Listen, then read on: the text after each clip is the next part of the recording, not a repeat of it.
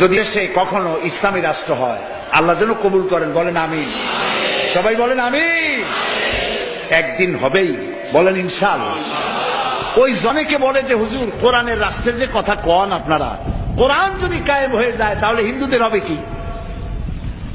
তা আমি জিজ্ঞেস করি, মায়ের চাইতে খালার দরদ বেশি হওয়া এটা কি সুলক্ষণ না কুলক্ষণ?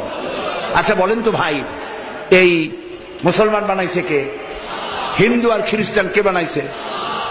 এই কোরআন শরীফ কার? তো কোরআনের আইন যদি চালু হয় তাহলে হিন্দুদের অসুবিধা হবে, তা আপনি ভাবলেন কি করে? কয় যে হুজুর কোরআন হলো পুরাণ, ১৫০০ বছর আগে নাজিল হওয়া কোরআন, তখন বিজ্ঞান ছিল না, বিজ্ঞানের যুগেই কোরআন দিয়ে হিন্দু মুসলমান ইহুদি খ্রিস্টান সব একসাথে চলবে কেমনে? তাই আমি বলি ভাই, সূর্যটা কত দিনের পুরাণ? কয় তা তো ১ কোটি ১.৫ কোটি ২ কোটি বছর আগের পুরাণ হইতে পারে। বলি ভাই, ১ কোটি বছর হোক আর ১.৫ কোটি হোক, কোটি বছরের পুরানা সূর্য আগের মতো তাপ দেয় না ঠান্ডা ঠান্ডা ভিজা ভিজা লাগে? বলেন। কয় যে না, তাপ ঠিক মতো দেয়। সেই তাপ শুধু মুসলমানে পায়, হিন্দুরা পায় না। বলেন। মুসলমানে যখন ডাব খায় খুব মিষ্টি লাগে ডাবের পানি, আর হিন্দুরা যখন খায় তিতার চোটে মুখ কানের কাছে চলে যায়। এরকম হয়।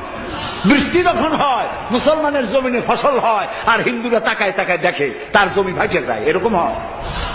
তাহলে কোটি বছরের পুরানা সূর্য যদি জাতি ধর্ম বর্ণ দল মত নির্বিশেষে বিশ্ববাসীকে উপকৃত করতে পারে, তাহলে সেই একই আল্লাহর কোরআন শরীফ মাত্র ১৫০০ বছর আগের টাটকা কোরআন শরীফ।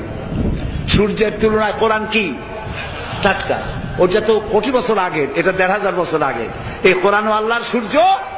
বলে তাহলে এই কোরআন দিয়ে যদি দেশ শাসিত হয়, হিন্দু খ্রিস্টান বৌদ্ধ ইহুদি নাসারা সব শান্তি পাবে। ধর্ম নিরপেক্ষ মতবাদ চালু হলে এই দেশ জাহান্নামের দ্বার প্রান্তে দাঁড়াবে, যেমন দাঁড়িয়েছে ভারত। পৃথিবীতে কোথাও শান্তি হবে না কোরআনের রাজ কায়েম না হলে। আমরা সেই কোরআন